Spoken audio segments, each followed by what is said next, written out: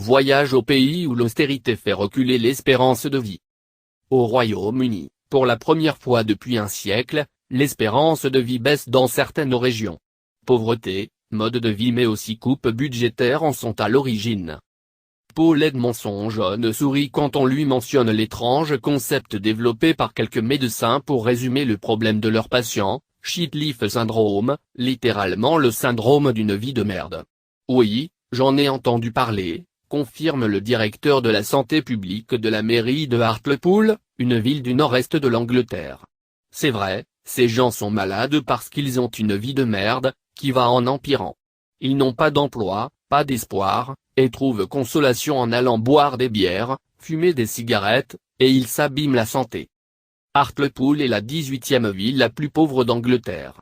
Les chantiers navals, les mines et les usines chimiques ont fermé depuis bien longtemps. La dernière aciérie proche s'est éteinte en 2015.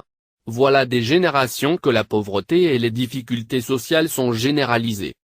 Mais, depuis quelques années, un nouveau phénomène est venu s'ajouter, les gens meurent plus jeunes. Pour la première fois depuis un siècle, l'espérance de vie diminue. Jusqu'à récemment, même des endroits comme celui-ci voyaient la population vivre plus longtemps, malgré un fort retard sur les régions riches. C'est désormais fini. Si vous atteignez 60 ans, c'est déjà pas mal. Si, dans l'ensemble du Royaume-Uni, l'espérance de vie progresse encore, la tendance s'est inversée dans des dizaines de régions d'Angleterre. À Hartlepool, pour les hommes, elle a chuté de plus d'un an, à 76 ans, de 2011-2013 à 2014-2016.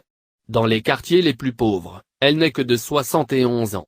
Pour les femmes, la tendance est stable, à 81 ans en moyenne et à 79 ans pour les plus pauvres. Dans le quartier, si vous atteignez 60 ans, c'est déjà pas mal. Sacha Budding prononce cette phrase le plus sérieusement du monde. Avec Teresa Driver, il dirige l'Annex, une association plantée au cœur de Dickous, l'un des endroits les plus pauvres.